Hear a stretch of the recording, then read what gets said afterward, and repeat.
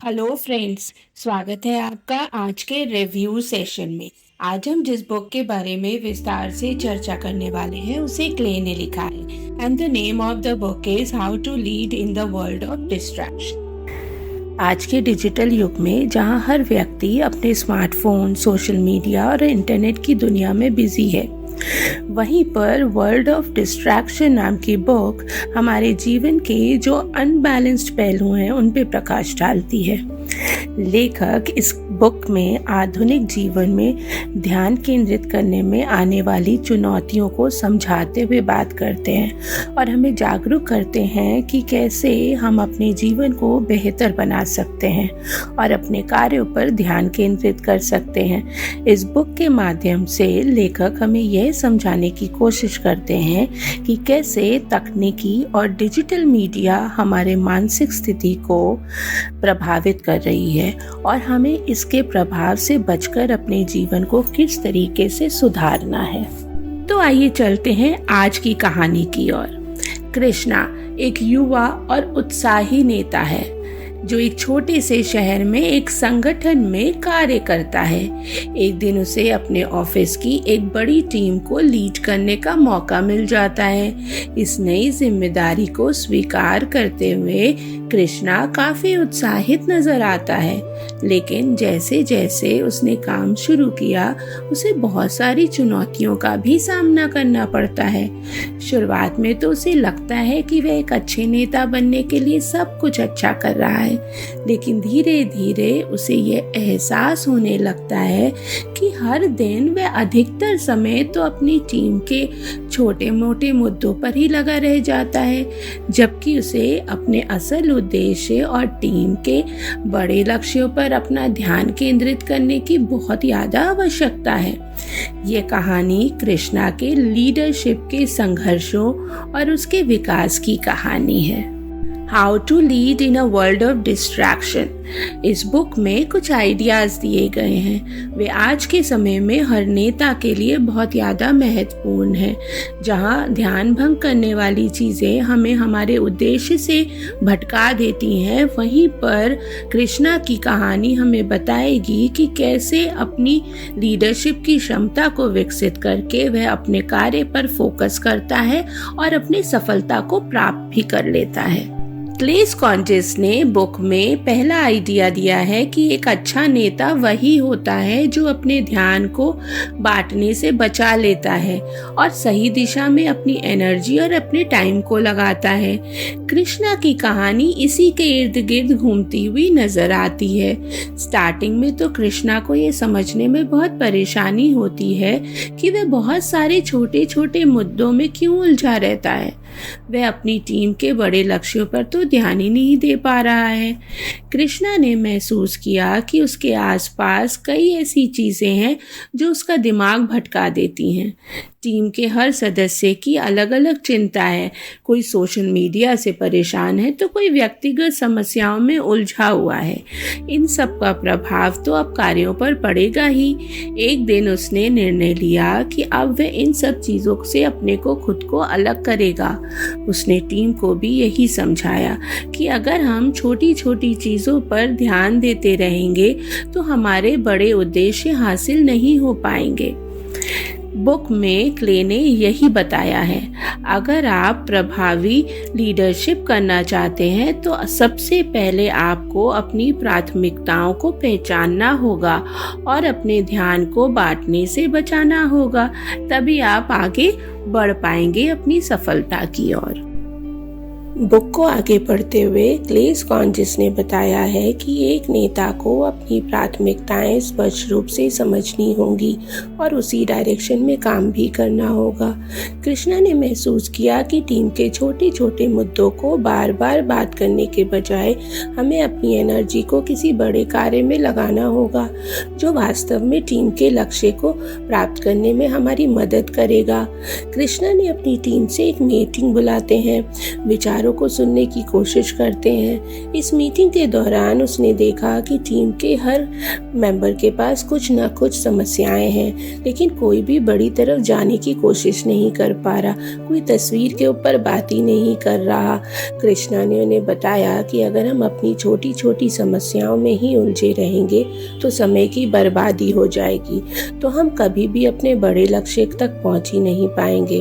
उसने टीम को बताया कि हम किस दिशा में जा रहे हैं, हमें किस दिशा में जाना होगा और किस काम को पहले करना ज़्यादा ज़रूरी होगा। अब से प्राथमिकता यह थी कि सबसे महत्वपूर्ण कार्य पहले किए जाए, न कि छोटी छोटी समस्याओं को प्राथमिकता दी जाए।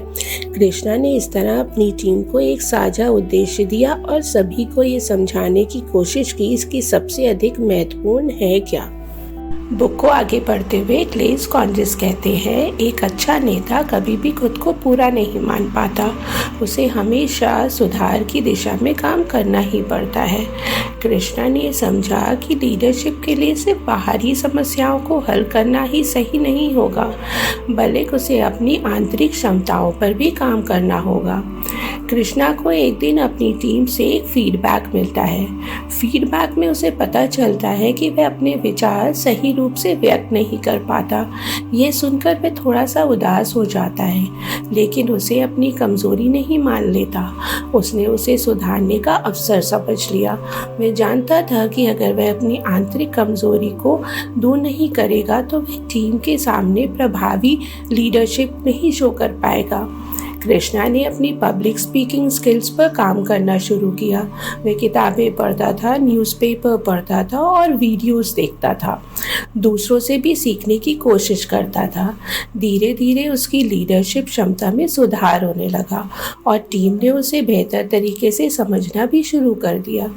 क्ले स्कॉन्जिस का ये संदेश बताता है कि अगर आप खुद को बेहतर बनाना चाहते हैं तो आप दूसरों को भी बेहतर बना सकते हैं।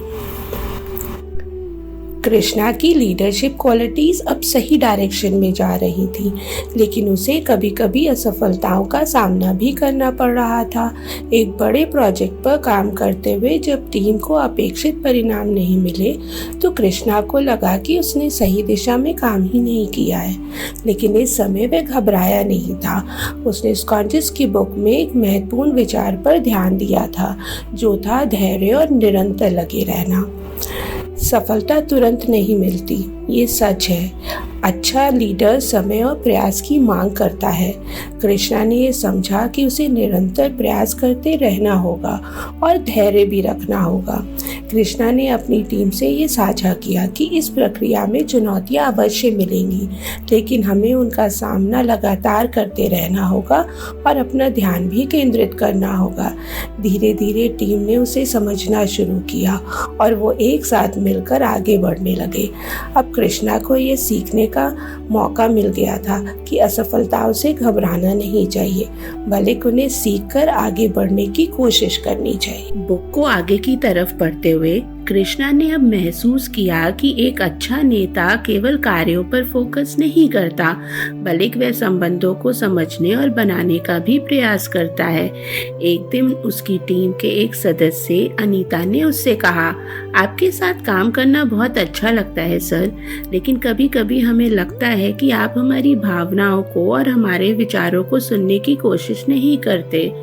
यह सुनकर कृष्णा को एहसास होता है कि एक नेता को केवल अपने काम पर ही फोकस नहीं करना है, बल्कि अपनी टीम के सदस्यों को भी सुनना है, उनसे भी रिश्ते बनाने हैं। स्कॉन्जिस इस अध्याय में हमें यही बताते हैं कि लीडरशिप में पारदर्शिता की बहुत ज़रूरत होती है, विश्वास और समझदारी के साथ।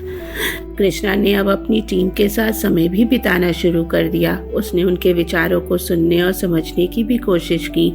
इसका रिजल्ट ये हुआ कि टीम में यूनिटी आ गई, उनका काम करने का तरीका और भी बेहतर होने लग गया।